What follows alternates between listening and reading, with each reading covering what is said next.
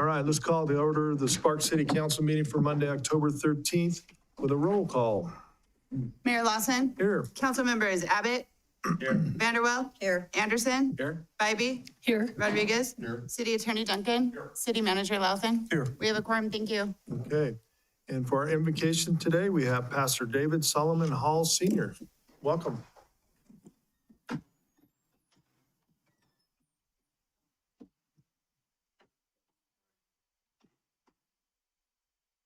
We begin this meeting.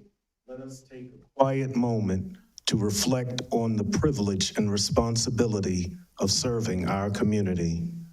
May wisdom guide our conversations and mutual respect shape every decision we make.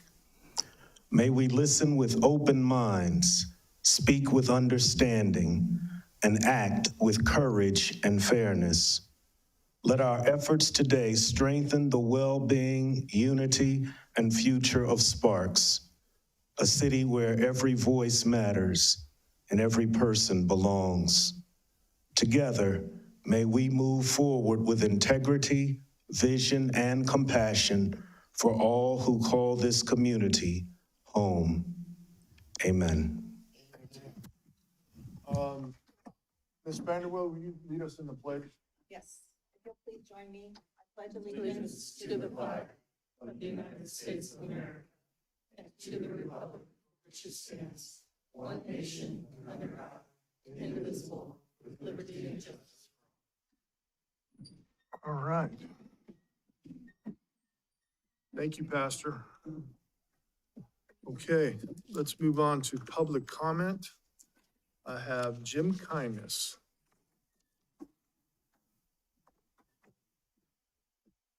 And that's followed by Martin Sudzinski. Did I got it right? Thank you.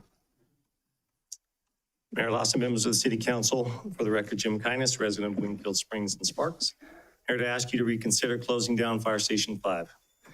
Closing Station 5 is going to put thousands of people that visit Golden Eagle Park each year, along with those of us that live in Wingfield Springs and surrounding areas, and our homes in jeopardy. I've run the numbers for response times for our current Station 5 and the future Station 6. The difference in travel time responding from Station 6 to Golden Eagle Park adds an extra 4 minutes and over 2 miles to the response. The response to my house adds an extra 3 minutes of travel time, along with an additional mile, and I'm one of the closer homes. When Station 6 opens, a lot of the Auto 8 areas currently covered from Truckee Meadows goes away. Station 6 will be responding to the 5 Ridges development that you all approved. Each response to that area will leave our whole community unprotected with huge response times. You may think that an extra 4 minutes is no big deal, but it is. 4 minutes can mean the difference in saving a life from a medical emergency. A person can only go 45 minutes without oxygen before permanent disability or death results. 4 minutes can mean the difference between making a save in a fire situation or a person losing their life. 4 minutes can mean the difference between a fire being contained to the room and contents of a house or to losing your whole house. On October 4th, I was volunteering at a high school cross-country race at Golden Eagle Park. There were 32 different high schools participating in this 5K race with hundreds of high school runners, spectators, friends, family. I observed a female runner start walking as she pulled out her inhaler and started taking deep breaths from it. What would have happened if she didn't have that inhaler with her and stopped breathing? She'd be waiting 9+ minutes for a response from Fire Station 6.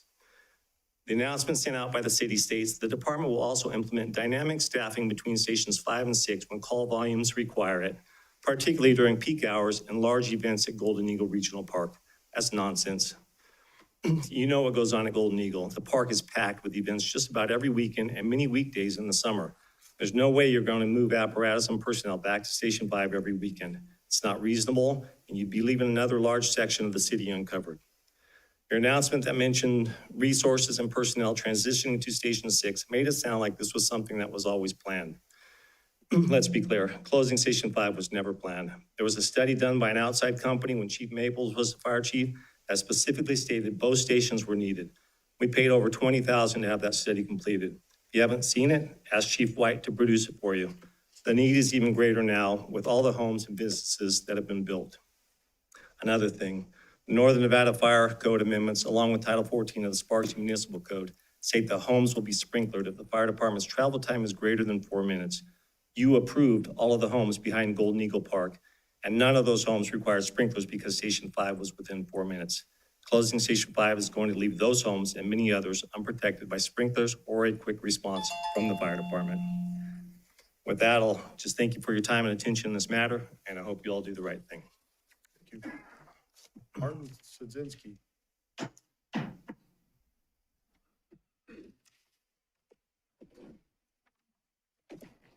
Martin Sajinski, Silver King Drive, out in Wingfield Springs.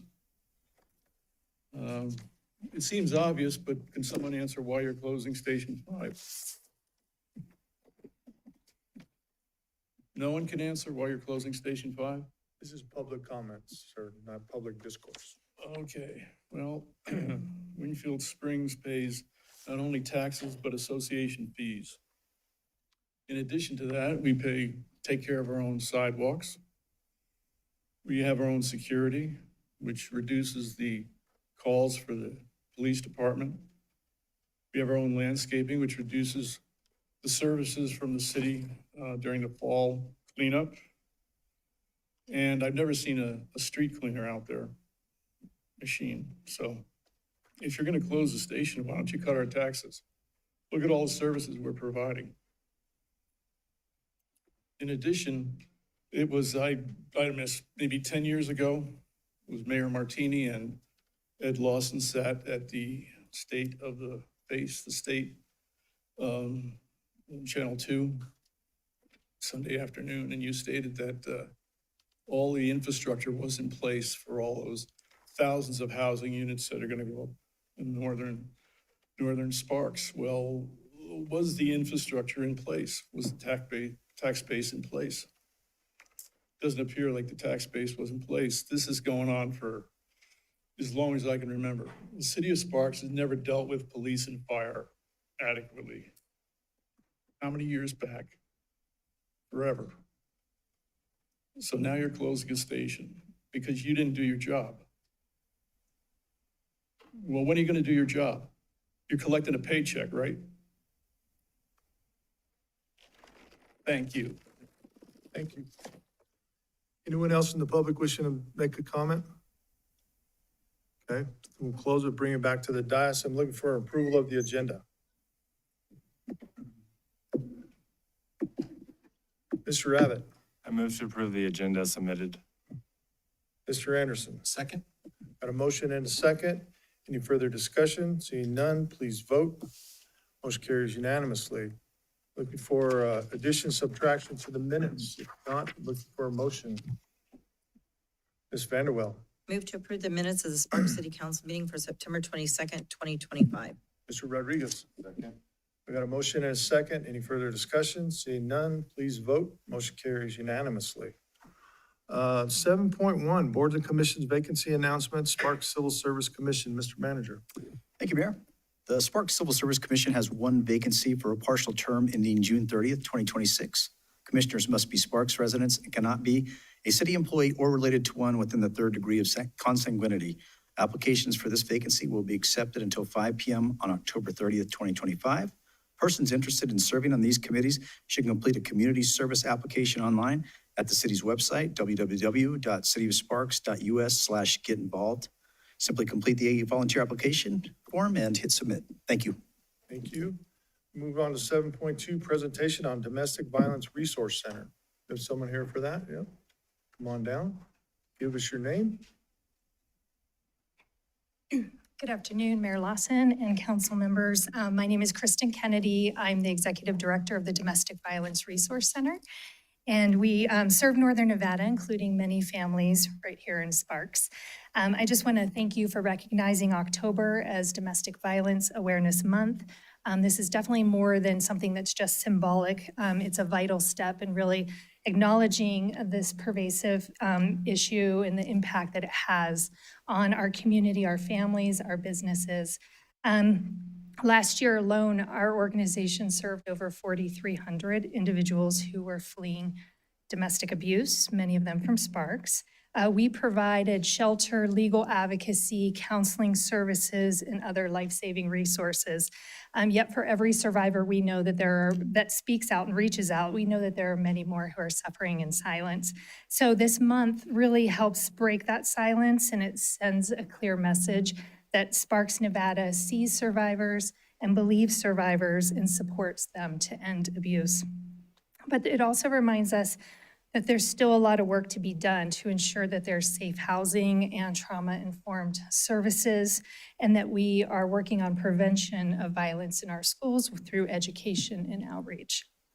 We're really grateful for the city of Sparks and its continued support. And I just have to recognize City Attorney Wes Duncan. He serves in an advisory capacity for the Domestic Violence Resource Center on a project that we have going on right now.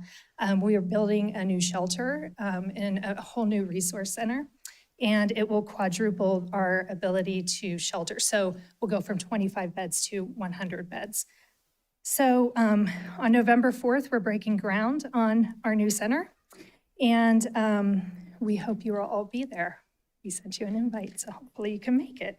And join us at that event as we work together to create a future free from domestic violence in Northern Nevada. I just want to thank you for your leadership and for your commitment to safety and dignity and justice. So thank you. We have a proclamation for you, so hang out for a minute. We'll have Ms. Bybee read that for you.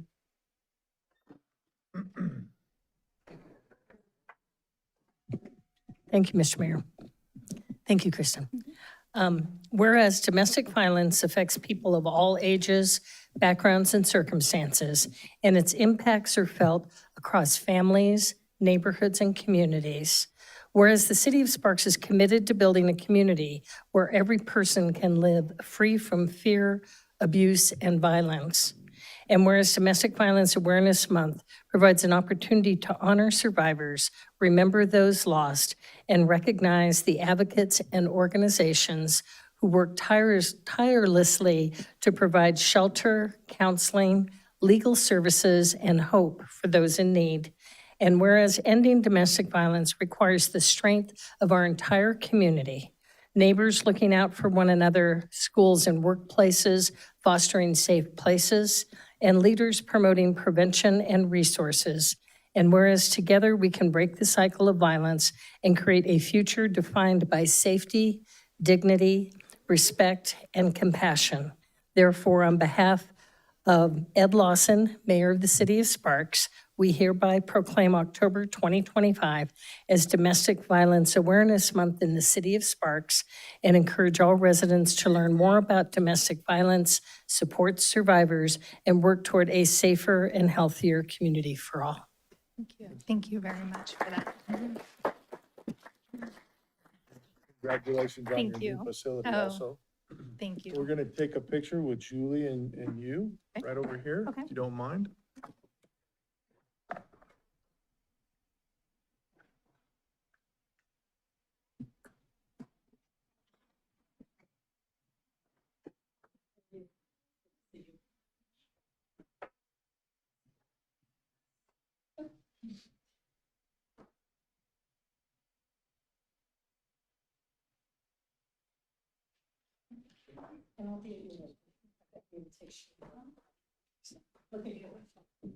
All right, let's move on to 7.4, Community Planning Month. Ms. Vanderwell.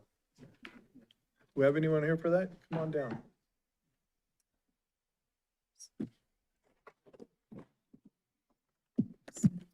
Good afternoon, Mayor Lawson and council members. My name is Anne Marie Lane, and I serve as the Vice President of the Nevada chapter of the American Planning Association. On behalf of our chapter, I am honored to accept this proclamation with sincere gratitude. We truly appreciate your recognition of the vital role that planners play in shaping communities across Nevada. This proclamation fuels our continued drive to plan boldly, think innovatively, and improve the quality of life for all Nevadans. Thank you for this powerful acknowledgement. I'd also like to take this opportunity to congratulate Councilmember Diane Vanderwell who has been selected as this year's recipient of the DeBauer Excellence in Planning Award in the elected official category. Councilmember Vanderwell is being honored for her leadership in advancing innovative zoning code amendments and her unwavering dedication to diversifying Northern Nevada's economy. Thank you.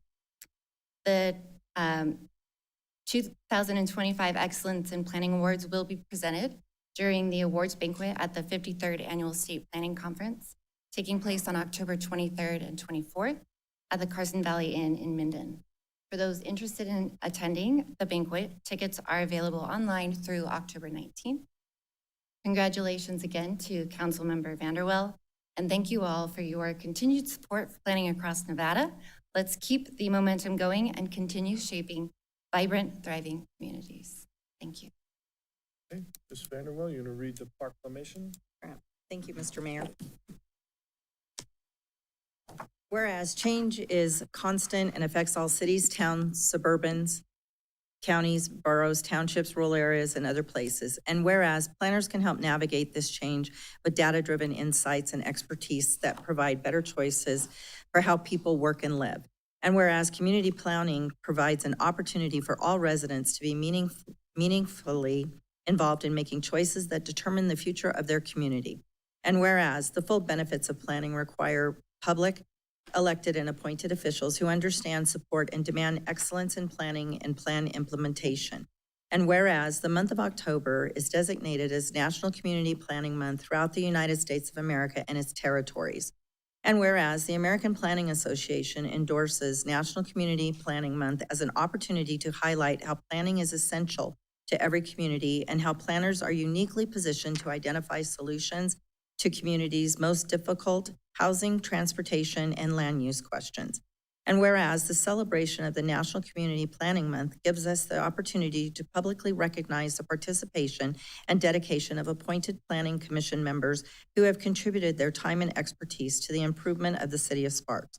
And whereas we recognize many valuable contributions made by the professional community and regional planners of the city of Sparks and extend our heartfelt thanks for the continued commitment to public service by these professionals. And whereas the Nevada chapter of the American Planning Association will be hosting the 53rd Annual Nevada State Planning Conference, October 23rd through 24th in Minden, Nevada. And the theme for this year's conference is Homegrown Nevada, Planning Today for Nevada's Tomorrow. Now, therefore, I, on behalf of Ed Lawson, Mayor of the City of Sparks, Nevada, do hereby proclaim the month of October 2025 Community Planning Month.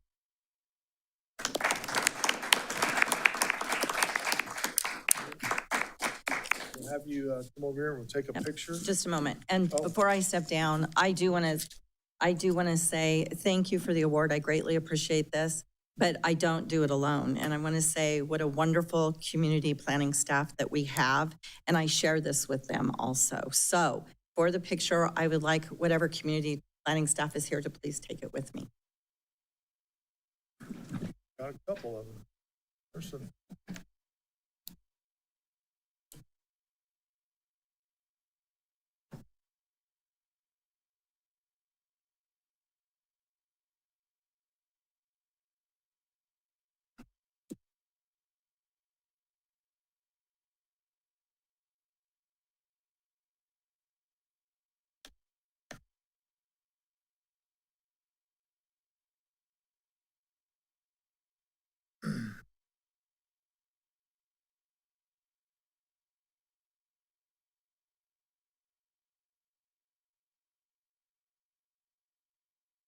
Okay, move on to consent items. Anyone wishing to pull a consent item? If not, I'm looking for a motion. Mr. Anderson. I move to approve consent items 8.1 and 8.8 through 8.4 as submitted. Thank you. Ms. Vanderwell. Second.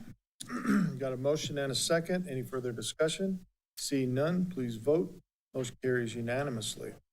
9.1, general business, consideration, discussion, of possible approval of a construction contract AC 6154 with Centennial Builders LLC in the amount of $1,464,674 for the Golden Eagle Recreation Park or GURP Fields 11, 12, 15 Field Synthetic Turf Replacement Project, bid number 25-26-001, PWP #WA-2025-501. Hello, Mayor, members of council, Brandon Miles, Parks Development Coordinator for the record. As you may recall, in previous capital improvement plan workshops, staff presented a long-term turf replacement plan for Golden Eagle Regional Park that runs through 2028. Council approved this project in fiscal year 2026 budget. This replacement plan does consider on-site review, impact attenuation testing that is done annually. The current outfields being replaced within this contract are aging and in need of replacement. As noted in the map, they include the outfields on softball fields 11, 12, and 15. Those fields are highlighted in red on the map. The infields on these fields were replaced in 2019. 4 bids were received, with Sentinel Builders providing the lowest responsive bid. The bids ranged in price from just over 1.4 million to 2,300,000, and compares to an engineer's estimate of over 1.7 million. Staff is recommending Sentinel Builders be awarded the project in the amount of $1,464,674. End of my presentation. Do you guys have any questions? Questions from the council? Brandon, thank you for your work on this.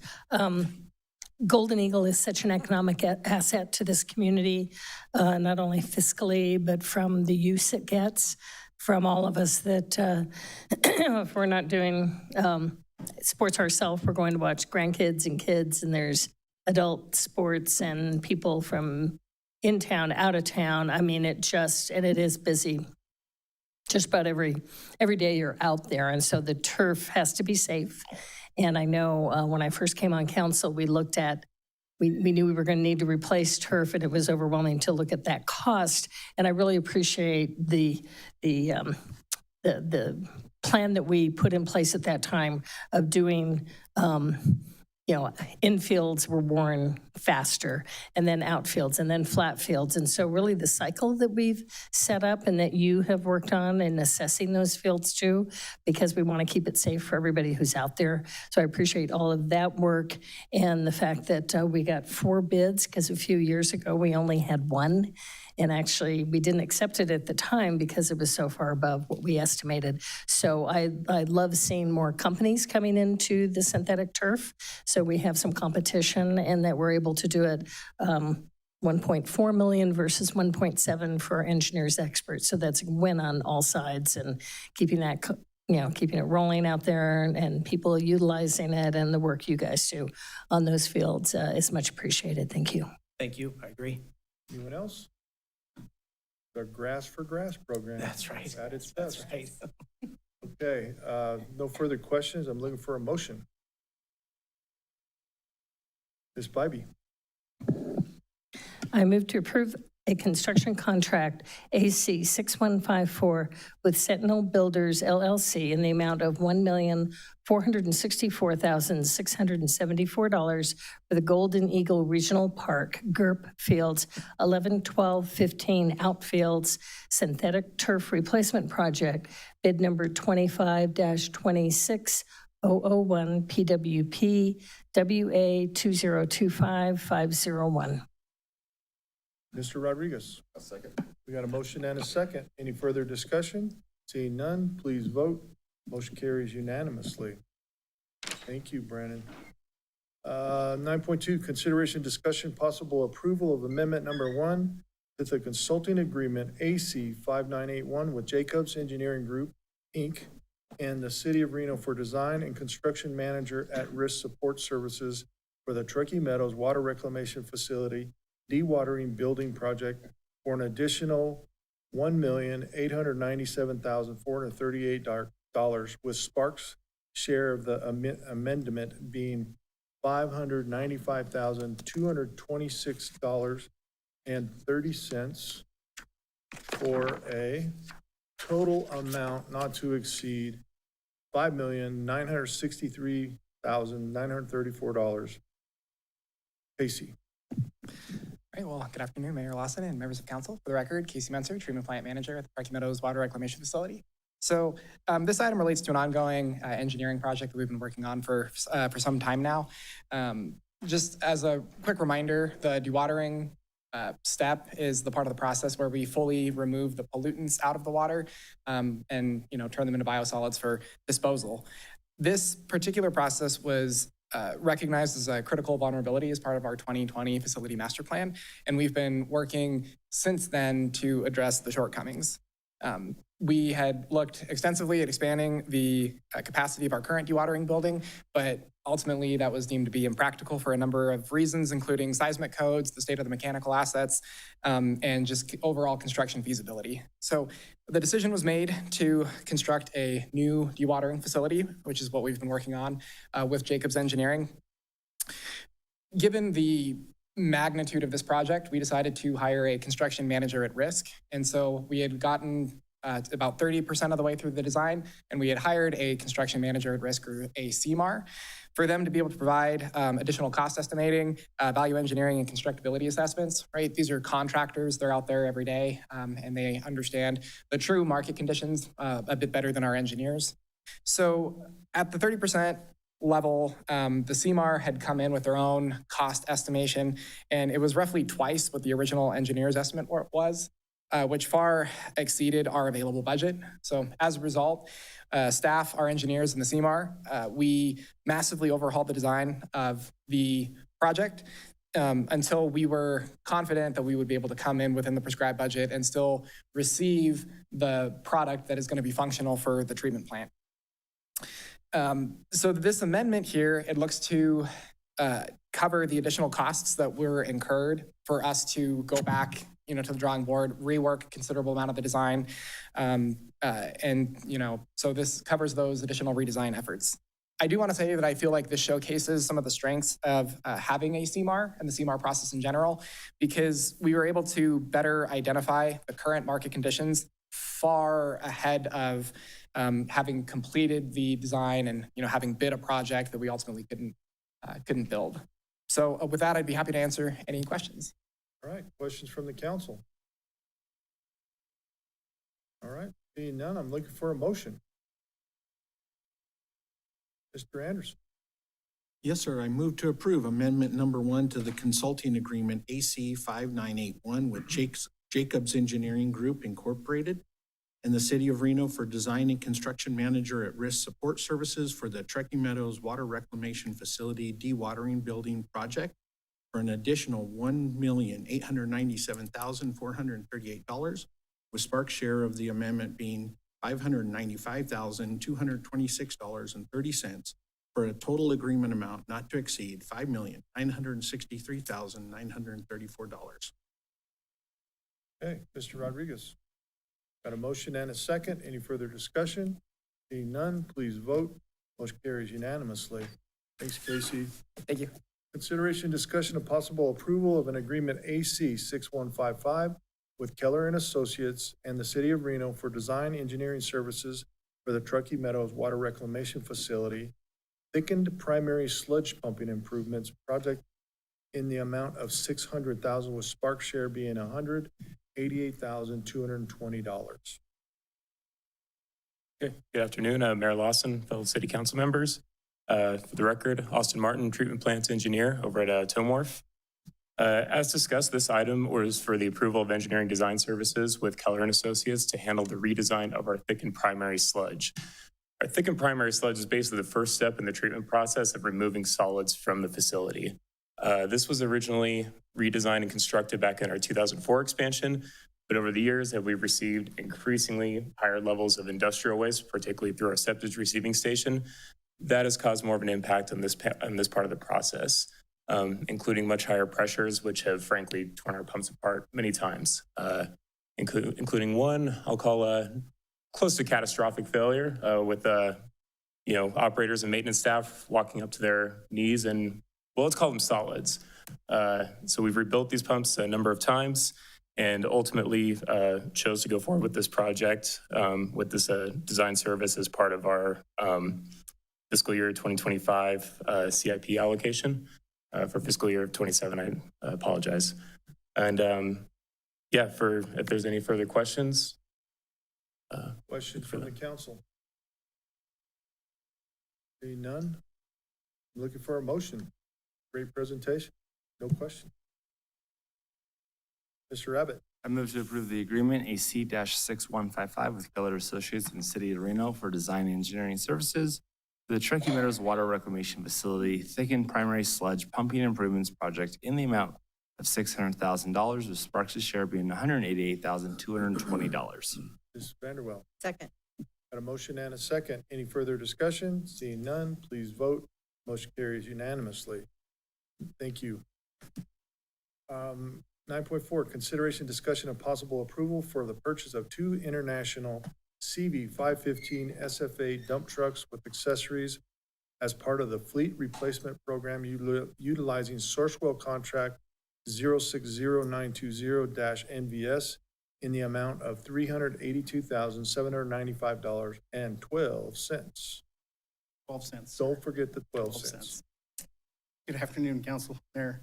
Mark Anderson, Public Works Manager, here to ask for your consideration of a purchase of 2 CV 515 dump trucks. The price for both trucks and upfitting utilizing Sourcewell is just a little under $383,000. These units are 5-ton single rear axle vehicles. Their primary use will be in Public Works for hauling material in steep terrain and tight spaces where our larger units simply do not fit or become too cumbersome to make it easy. These vehicles are four-wheel drive and will give us more capability to perform maintenance in our open ditch system as well as snow removal. The four-wheel drive systems are necessary due to changes in design. Our current units are midship, which limits how much hauling capacity they have. So these ones are rear spreader units and four-wheel drive. The purchase is budgeted as part of our fleet replacement program, and it replaces 2 units that are from 1996. So I think we got our useful life. So you got your use out of those. With that, I'm happy to answer any questions. Questions from the council? All right, seeing none, I'm looking for a motion. Ms. Vanderwell. I move to approve the purchase of 2 international CV 515 SVA dump trucks with accessories in the amount of $382,795.12 as part of the fleet replacement program utilizing Sourcewell contract 060920-NVS. Mr. Abbott. Second. Got a motion and a second. Any further discussion? Seeing none, please vote. Motion carries unanimously. 9.5, consideration, discussion, and possible approval for the purchase of a multi-hog CV 350 compact multi-purpose sweeper with attachments utilizing Sourcewell contract 111522 MUL in the amount of $260,029.57. Again, Mark Anderson, for the record, here to ask for your consideration of a purchase of 1 multi-hog CV 350 utilizing Sourcewell for a little over $260,000. The unit will help staff efficiently maintain our narrower areas like cycle tracks, bike lanes, and pedestrian walking. This unit, as its name alludes to, is multi-use. It is a sweeper. It also comes with a snow broom, a snow plow, and a pathway scrubber. These will help us obviously maintain those areas as well as our downtown event areas. All these units these units, we like to be cutting edge, and I'll be honest, we're a little behind the game. Our partner city a little bit to the west has one of these units, so we got some firsthand experience in how they work, and we hope it'll really help us in our maintenance. The great thing about this purchase is that it is partially refundable by the Audie Wells RTC project in the tune of $190,000.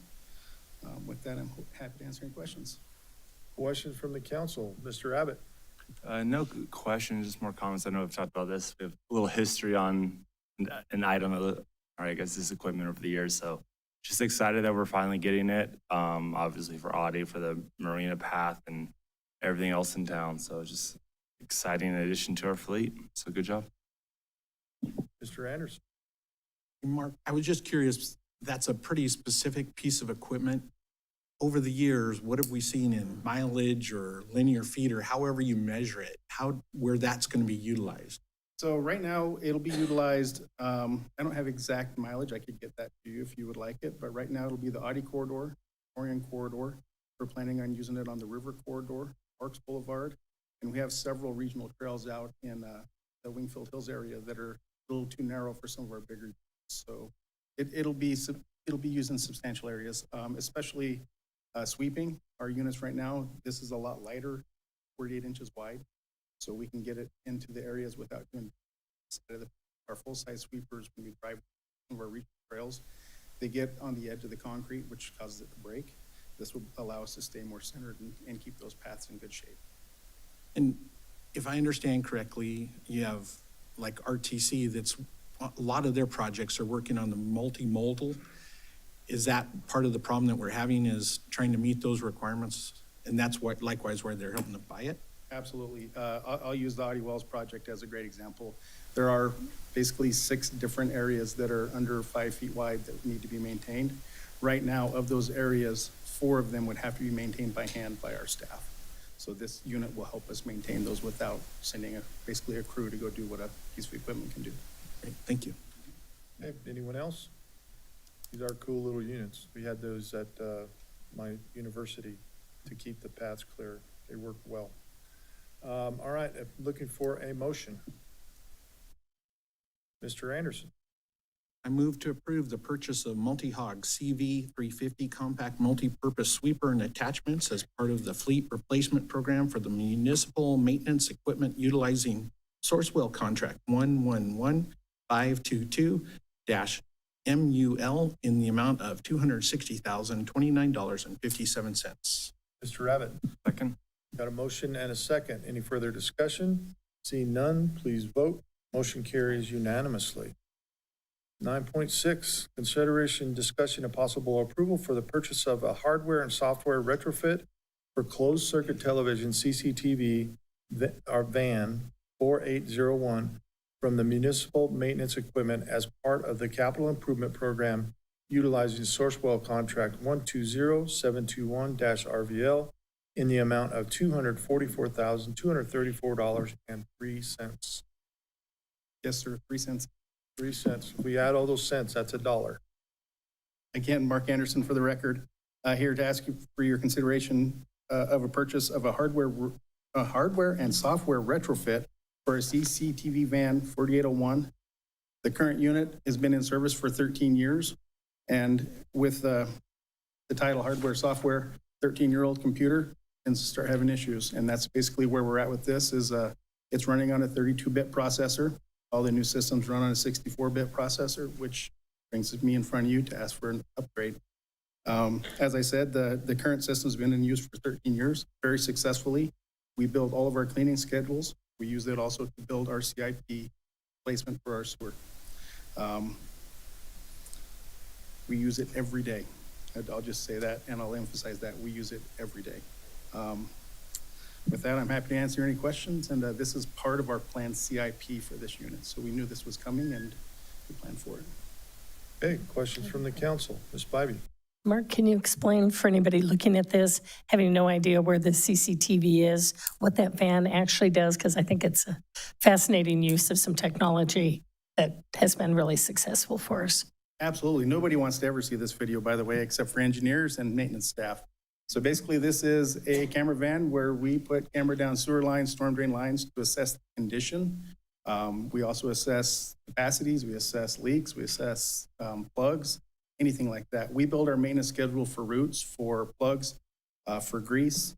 So we put these down every manhole in the city, every chance we get before we send a cleaning nozzle down there, because cleaning nozzle causes erosion of the pipe. So we look at it before we. Okay, any other questions? Not, I'm looking for a motion.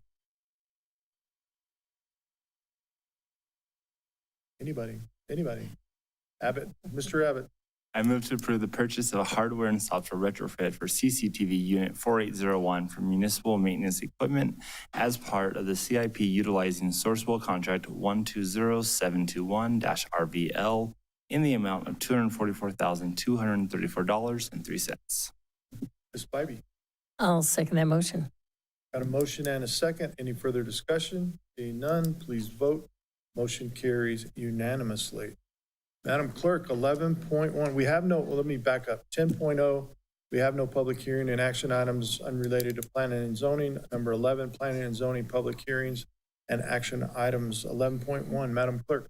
Thank you, Mr. Mayor. This is public hearing, discussion, and possible adoption of resolution number 3478 to certify a comprehensive plan amendment to change the comprehensive plan land use designation from intermediate density residential IDR to commercial C for a 0.79 acre site located at 2301 Sparks Boulevard, Sparks, Nevada, APN 036011123. Good afternoon, Mayor and members of the council. For the record, Kobe Galano, planner with the City of Sparks. Today we have two requests, a comprehensive plan amendment and rezoning for a site located at 2301 Sparks Boulevard. Mr. Mayor, if it's okay with you, I'll cover both of these items in one presentation. Please. But it should be noted that two public hearings must be held and each requires a separate motion.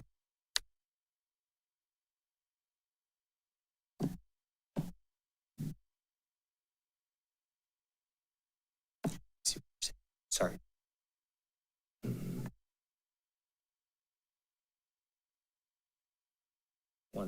Sorry, Mr. Mayor. All right, we'll blame it on the clerk.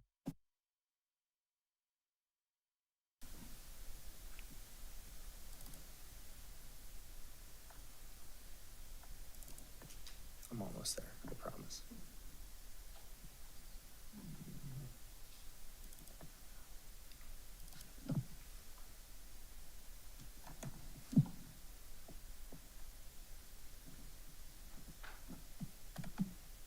Perfect.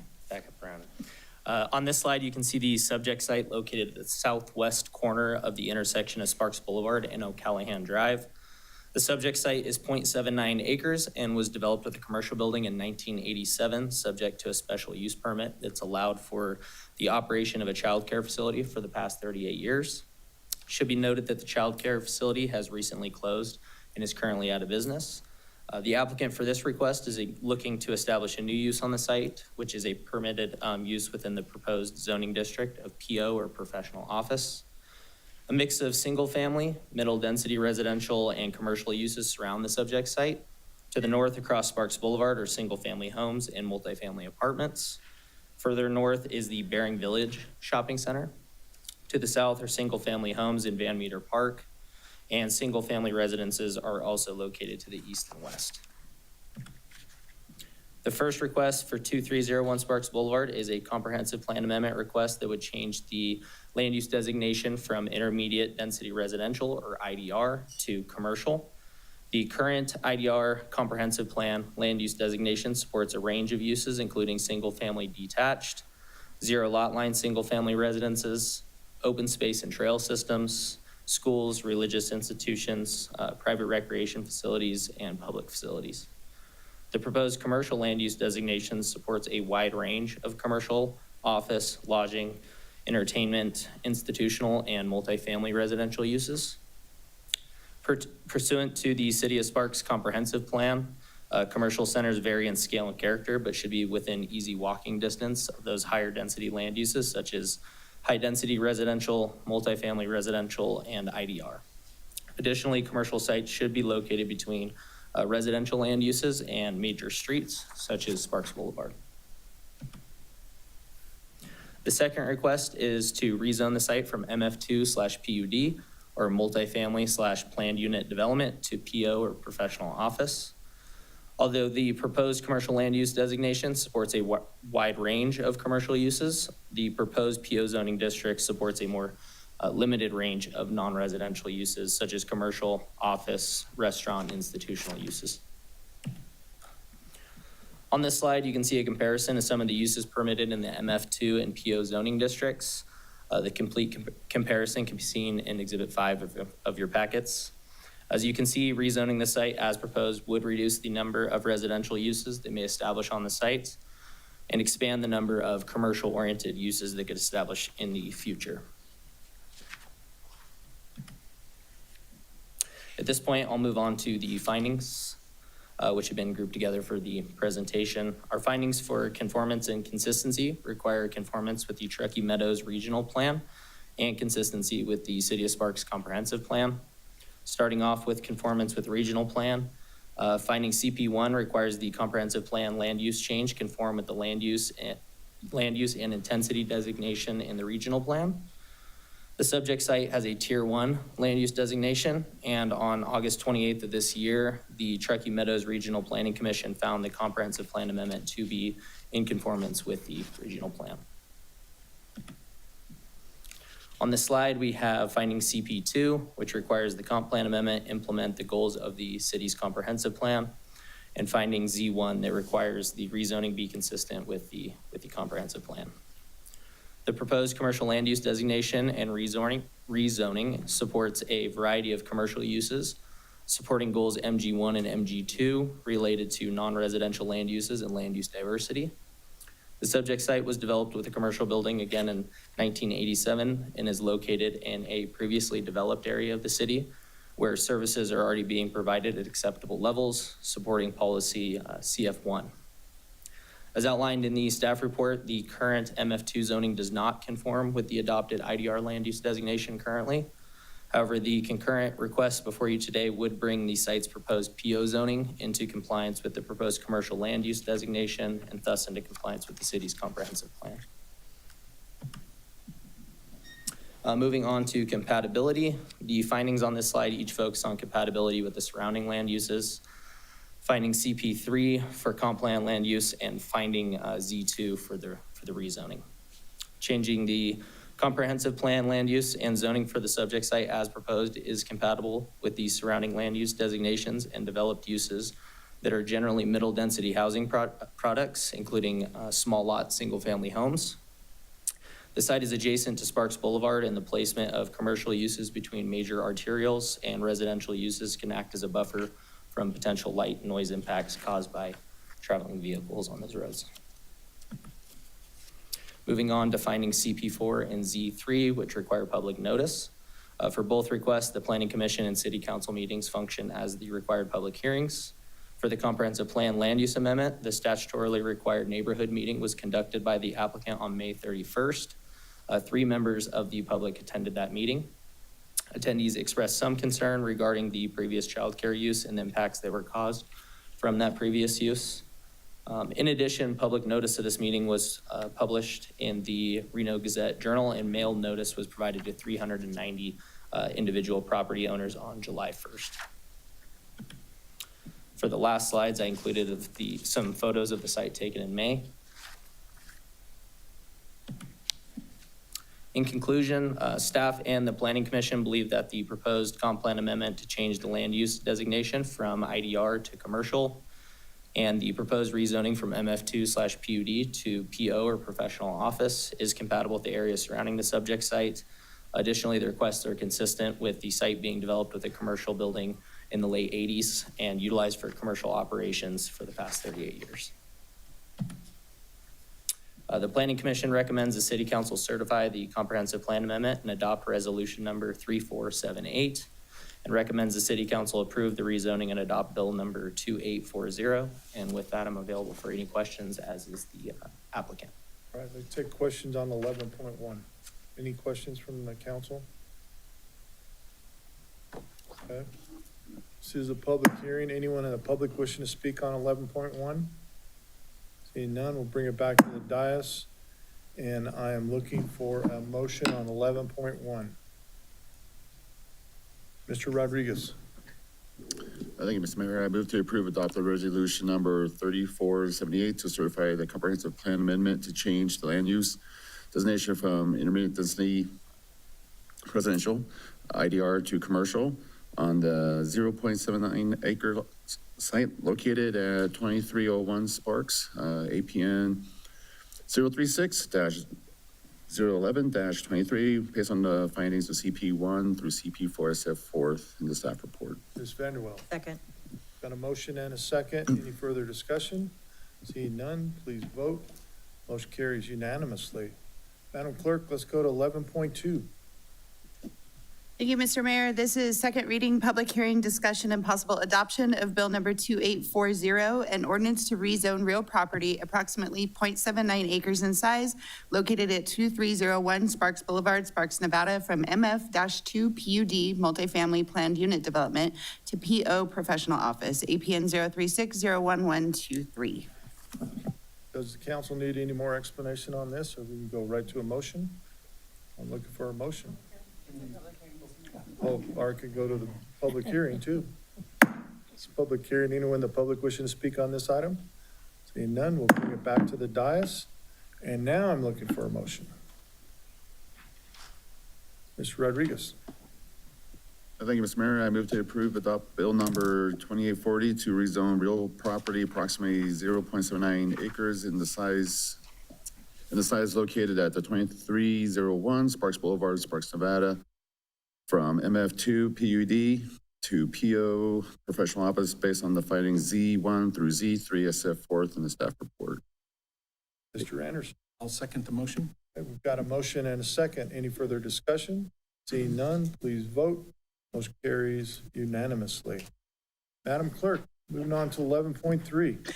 Thank you, Mr. Mayor. This is public hearing, consideration, and possible action on an appeal of the Planning Commission's denial of a request for a variance to reduce the rear yard setback to 9 feet from the required 20 feet and to reduce the front yard setback to 14 feet from the required 20 feet on a .176 acre site located at 1045 Union Street, APN 036-44101 in the SF6 PUD Single Family Residential Planned Unit Development Zoning District, PCN 250010-V250001. Mr. Carey. Thank you, Mr. Mayor, members of the City Council. For the record, Scott Carey, Development Services Manager. Before I jumped into the item today, I did want to make a voluntary public disclosure regarding this item. My home is located within 500 feet within the radius of this item. It's a block away and around the corner. I do not believe that I'm materially affected by this project. I can review this case in an impartial manner. The full disclosure is included in the meeting packet for the public's information. So thank you for that, Mr. Mayor. For the council's review and consideration today is an appeal of the Planning Commission's denial of a variance for a request for a reduced rear yard setback from 9 feet to 20 feet and to reduce the front yard setback from 14 feet to the required 20 feet for an existing home located on 1045 Union Street. In terms of format for today, I'll provide the staff presentation, go over the findings and the Planning Commission's decision. We do have the applicant, Ms. Terry Morris. She is calling in from Ireland. We have a video testimony that will play, and she'll be available on the phone if there's any questions from the council. And there'll be a public hearing, and we'll ask for the council to make a decision. In terms of a little bit more, this is a appeal. So this is, it's what we call de novo. And that basically means the city council is considering this variance request from the beginning and can make a decision on its own, regardless of, without deference to the Planning Commission's decision. So the options available to the city council today are to affirm the Planning Commission's decision of denial. You can reverse the Planning Commission's decision and approve the variance request. You can approve and modify that approval, or you could remand this back down to the Planning Commission. So a little bit of background on this property. It's located at 1045 Union Street. It's a single-family home that was originally constructed in 1981. This property does have a PUD overlay, or planned unit development overlay, and that overlay did allow for some zero-lot development. You can see throughout this neighborhood, there's duplexes that have been constructed right on the property line. That is what the PUD overlay is. Basically, the standards for setbacks defer to Sparks Municipal Code in the SF6 zoning district. There's 3 unpermitted structures that are on this lot, 2 of which are the subject of today's variance appeal. There's Area A in the rear of the property. It's 557 square feet, and that is encroaching into the required 20-foot setback in the rear by 11 feet. 20 feet is required in the rear. It's 9 feet away from the property line. There's also an Area B, which is an addition added on to the home, unpermitted, 516 feet. That is within the required setbacks. It's not part of this variance request. But there's also this Area C, which is in the front of the home. It's an addition that was built to the garage. It acts as a carport structure. And so that encroaches 14 feet into the setback. 20-foot setback is required in the front. This case came to the city's attention as part of a building code complaint and subsequent investigation that came to the department earlier this year.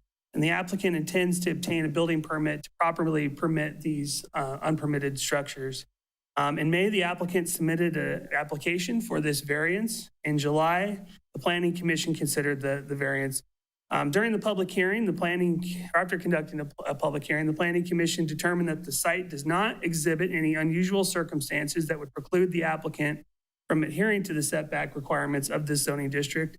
During their deliberations, members of the commission also expressed that a concern about approving this variance request could set a precedent for other similar applications citywide and may be perceived as granting a special privilege to the applicant and perhaps could encourage other property owners to build structures without building permits. Here is a picture. This is the rear of the property. This is that Area A. That's 9 feet from the rear property, addition to the home. Here is another shot of the rear of the home. This area here is that addition Area A that is encroaching into the required setback. This is the wall, the back wall of that Area B that's within the setbacks, but not part of the variance request. And then here is a shot from the street of Area C, which is that carport structure that's been added to the garage. I thought it'd be helpful to just provide the council with a little bit of background on some flexibility that is allowed by the zoning code. We have three processes in our code that allow for deviations of required setbacks and other development standards in the zoning code. The first one is a minor deviation. And so a minor deviation allows for some flexibility up to 10% of a measurable standard. So in the instance of a hypothetical example here, say there's a patio cover that's being added to a home, and then the zoning code requires a 10-foot rear yard setback for a patio cover. So under the minor deviation, it's 10%. It's an administratively approved item. It doesn't go to city council or planning commission. So that would allow for a 1-foot encroachment into that required setback. So 10%.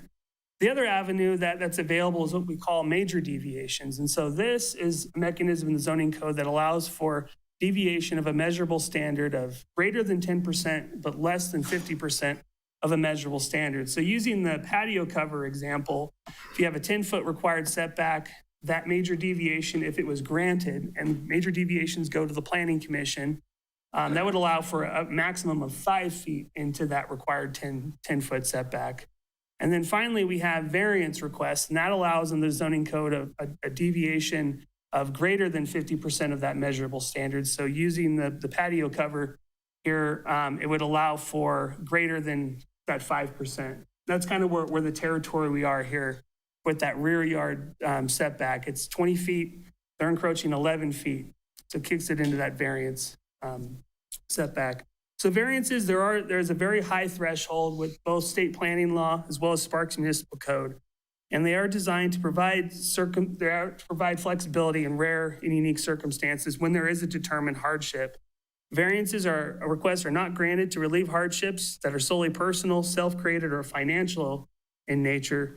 Typically, hardships can be based on size, shape, dimensions of a lot, or can also include geographic or topographic features and physical conditions, such as if there's a slope, high slope on it, or if there's body of water that it's adjacent to.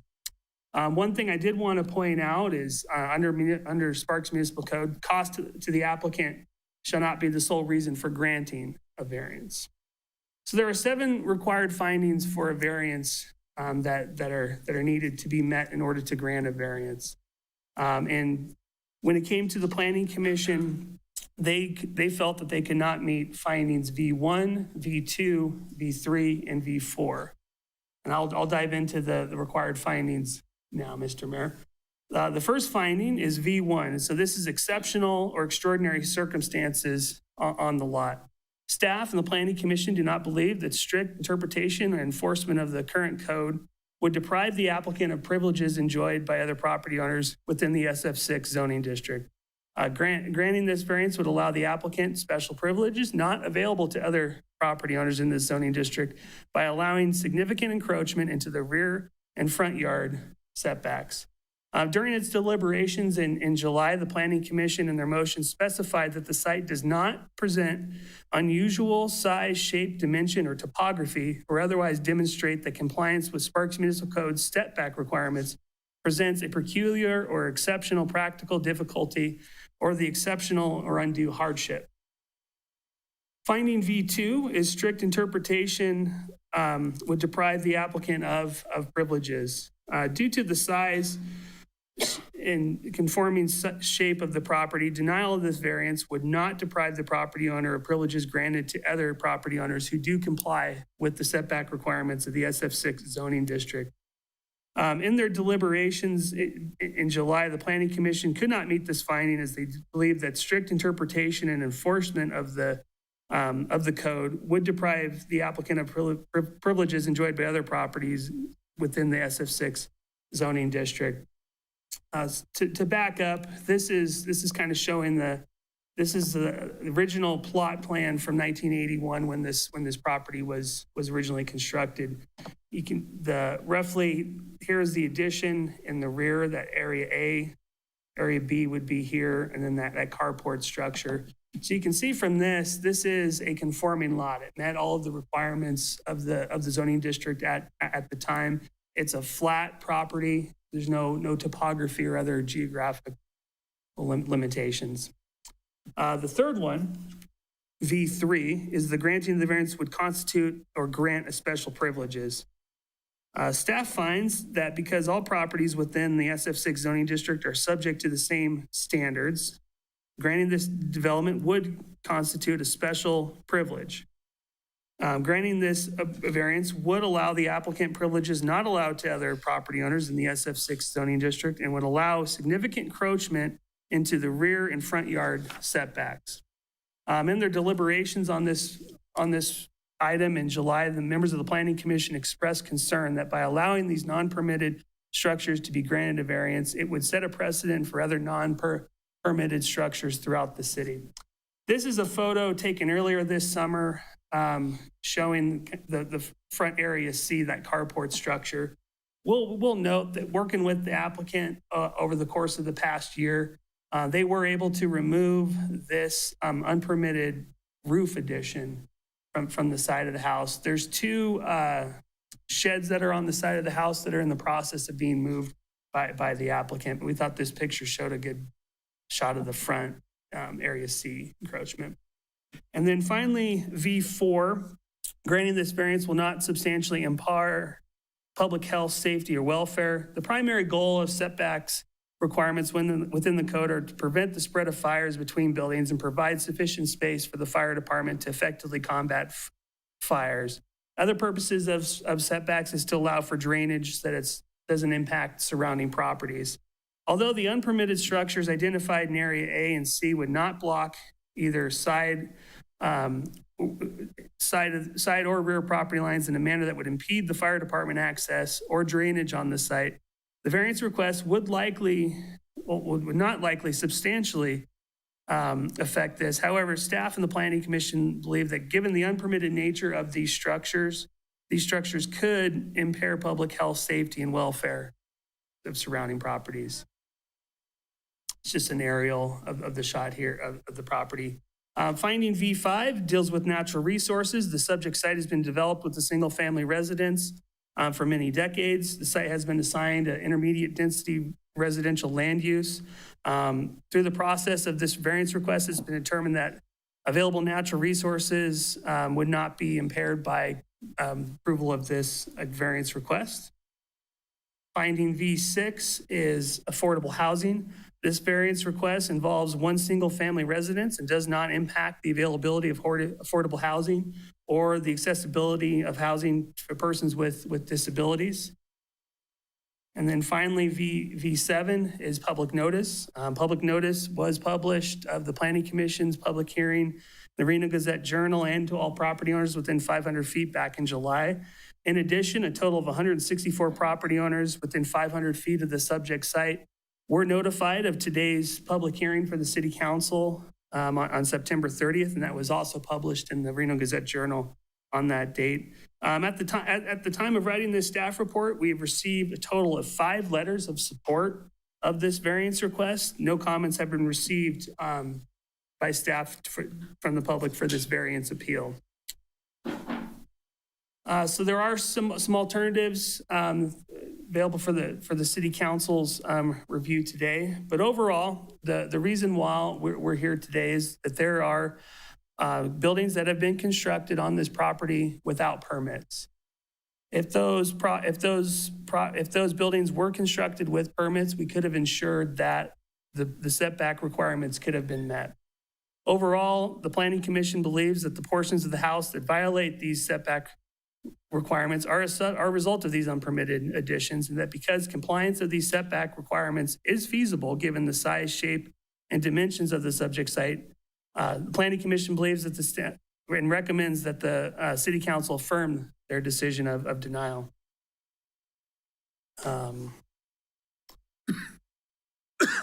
Should the City Council want to reverse the decision of the Planning Commission, staff has prepared potential conditions of approval for the council to consider. And with that, be happy to answer any technical questions before the applicant's presentation. Question from the council. Vanderwell. Thank you, Scott. I do have a question with moving the sheds in the roof. Are the sheds in the roof on the same side, first of all? Yeah, that's correct, council member. There's 2 sheds. They're under 300 square feet. Okay. So they're located on the south side of the property. Okay, so removing those in the roof, does it then put the property within the setbacks on that side of the house? Correct. There's no setback violations on the On south that side of the house, on the south side? Okay, thank you.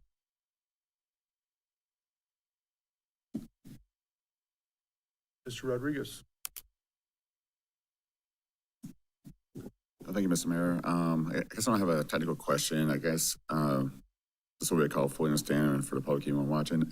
What initially set this off again? I know it was regarding a code complaint, but can you kind of elaborate to the nature of how this got started and what that complaint was? Sure. Yeah, council member, the department received a complaint of unpermitted buildings on this lot. And from that complaint, the building department did initiate a investigation into that. And so the ultimate goal here is to get a building permit, to have these structures be permitted, reviewed for compliance with building code and fire code requirements. And so kind of the first step is to get around the issue of the setback encroachment for the zoning. So should this be approved, we would ask that the City Council approve conditions of approval that would require a building code or building permit to be issued. Okay. And then just when was the last addition to this property? When was the last addition built again? Yeah, we believe these structures have been in place since at least 2002. Okay, and we just received this complaint. The city received this earlier this year, is that correct? Yes. Okay, thank you. Okay, any other questions? Okay, let's bring on the applicant then too.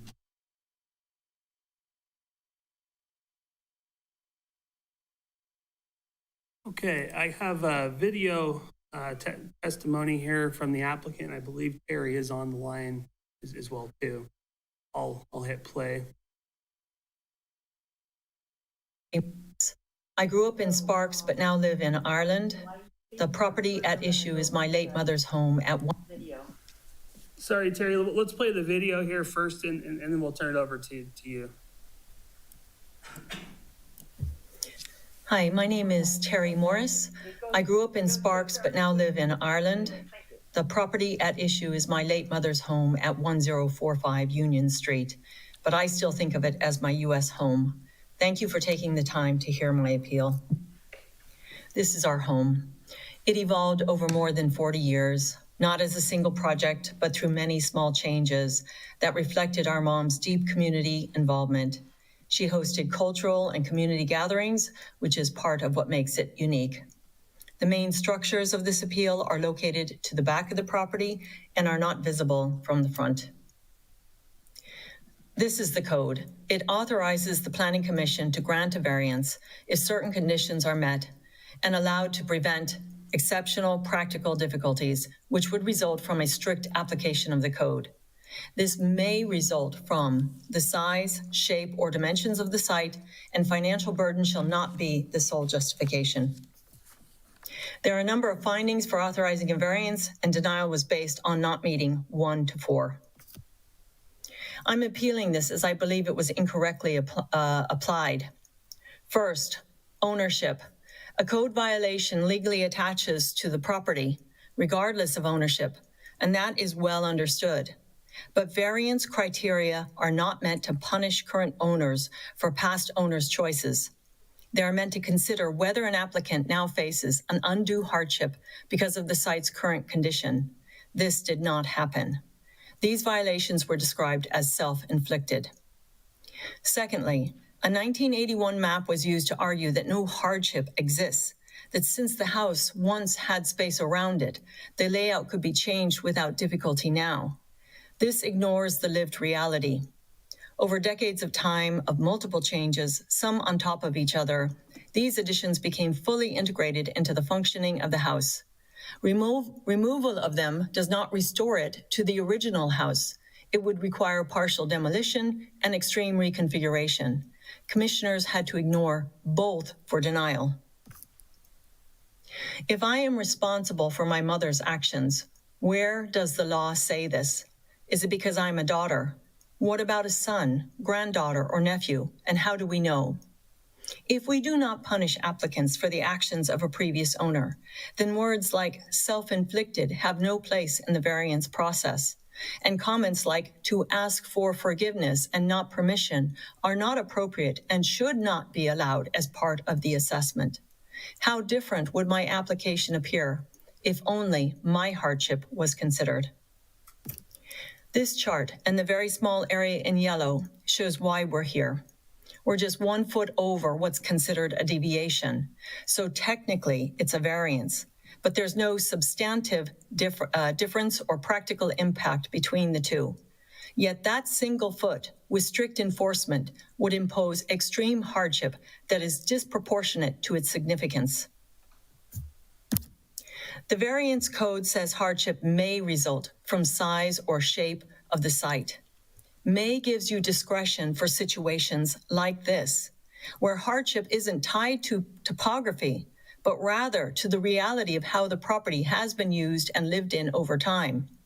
In fact, it's more appropriate for a structure like ours, which has been in place for 20 plus years and has evolved with changes that were integrated over time.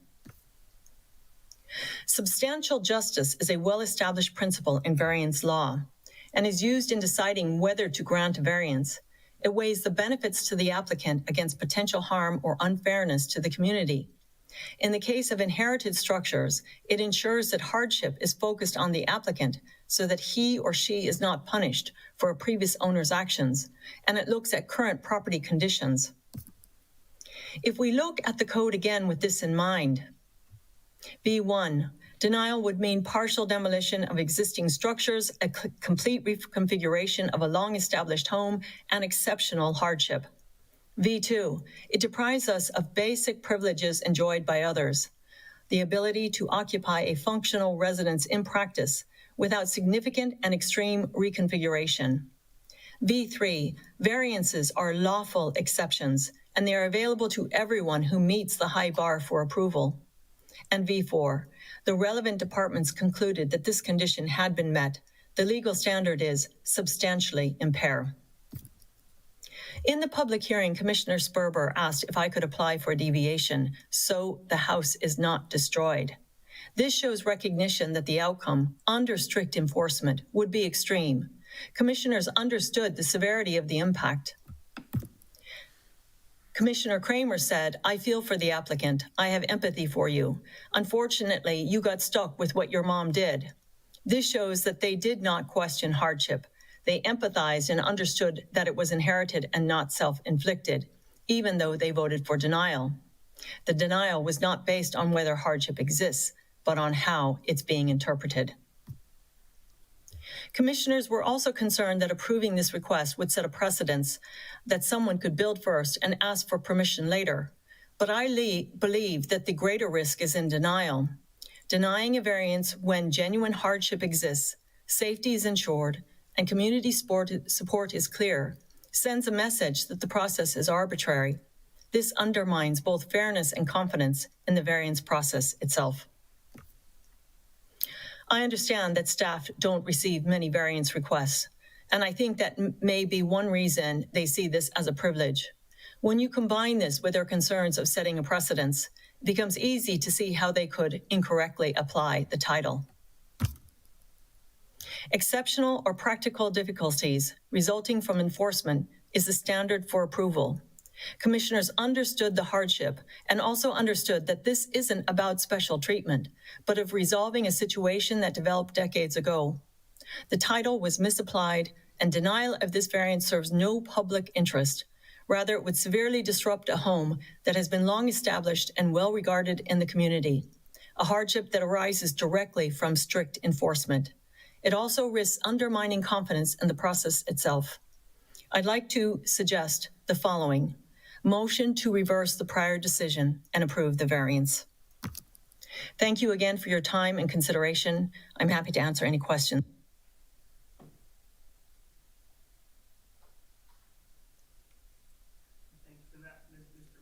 You have Terry on the phone. Would you like anything else to add, Terry?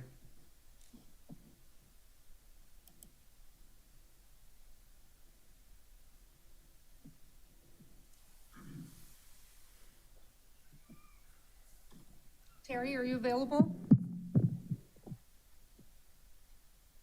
Oh, sorry, I had it on mute. Sorry, can you hear okay? Yes.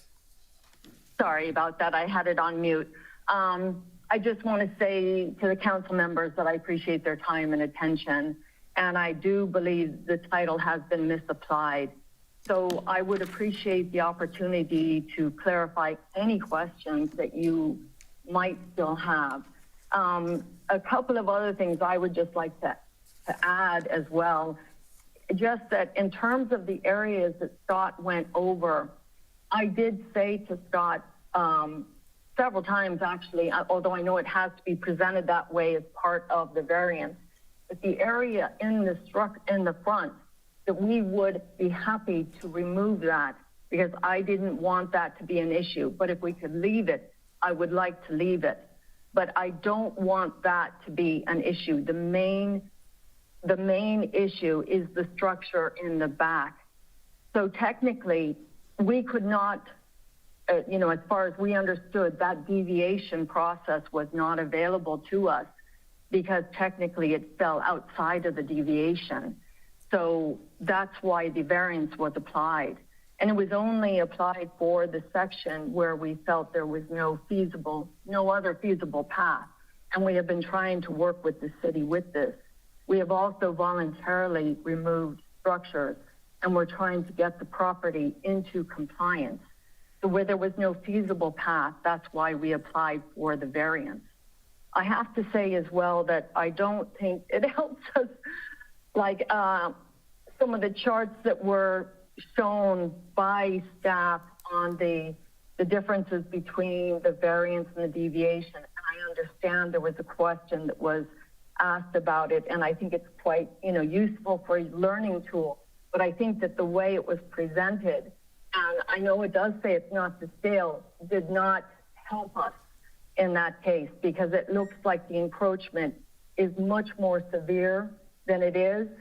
And that's why I presented the other chart where we were told in our situation, if it was a deviation because there were no health and safety issues, and also because we got support from all adjoining neighbors, that it would have been approved. So the difference between that approval and what we have applied for is 1 foot. And to me, that seems more technical than substantive, because the difference in what would have been approved, having this strict interpretation only considering topography. And I did, trying to do my homework, I did research a lot into variance law. So although I understand it's not done very much here in Spark, it is done. It is a process that is available. And I think that it is important that people see that, that the process, that there is fairness in the process, and that they do consider things outside of topography. And so in this situation, they did not. And I felt that it was more appropriate, if you have a new structure, this is not a new structure. This is a structure that was built many, many years ago. If it was a request for a variance on a new structure, that may be appropriate. But in this situation, where the lived reality is that these structures have been in place without any complaints or anything for literally, 20 some years. As regards the, I suppose, complaint that came in this year, I was told that it was a walk-in complaint. It's quite interesting because you can't see the structures from the road at all. And so normally if there are public complaints, a lot of times they would be for something like, someone's view is being blocked or there's access problems. Maybe it affects the valuation of other houses in the area. So I was curious about this to find out what was the issue. Was there something I could sort with this issue? So I submitted a public records request for this. And I was told that the only thing that they had, the only record they had of it, was that someone said there were unpermitted structures at the back of this house. That's literally what it says. So I just find that interesting because you can't see the structures from the front of the house. And it's, as I said, these structures have never had any complaints. So if there was a complaint saying there's unpermitted structures, so be it. We're working towards it so that we can get everything in compliance. And I have been working with the city. I hope to continue to work with the city no matter what way this goes. I would hope that they would sort of lean with us because we are doing what we can. And I know a lot of times in other places anyways, if you voluntarily remove structures, if you try to work with the city, if you haven't had complaints, if you, do what you can to try to make the thing right, a lot of times people lean with you. So I would hope, that's what I was hoping, if you look at the main criteria of this, it is there hardship that is due from strict enforcement of the code? And I think that if anybody looks at that, I don't see how you can't see it any other way.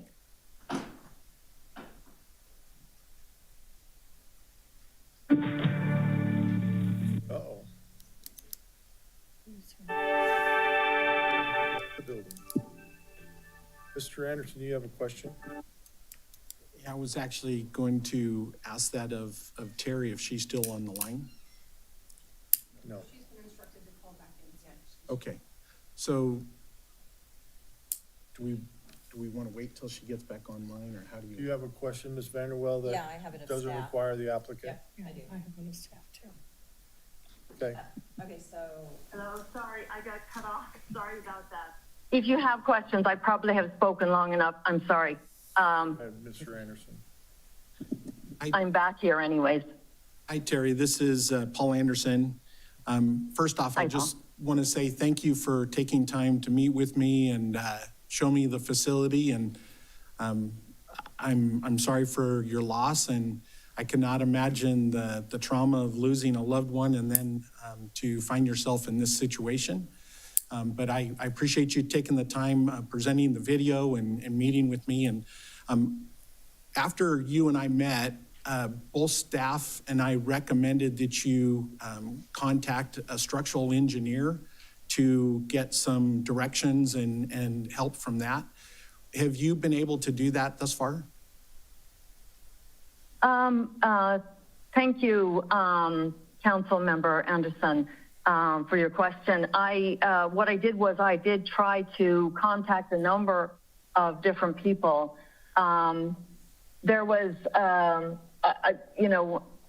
just trying to think, like a lot of them said they were going to come back to me. There was one person who did come back to me. He wasn't a structural engineer. I'm trying to think of what he said. I think what happened at the end of the day is when I started looking at this, I actually focused my presentation to the commission on the hardship argument, because that is the core of the code. So I focused it on that. And the more that I thought about this, I thought it just seemed obvious to me that no matter how much I present even more evidence of hardship, that was already recognized. It was recognized in the comments. If I can't get past this thing where they're going to look only at topography, or if they're going to say that this is self-inflicted, then I'm at nothing. It actually, I never thought anyone would consider this as being self-inflicted when I had nothing to do with it. Now, I looked at the variance law as regards this, and they do use this principle of substantial justice a lot. What they normally say is if the applicant in some way supported the owner's actions, then you could hold them as self-inflicted. But in general, if they had nothing to do with it, like in my case, it should not be considered as self-inflicted.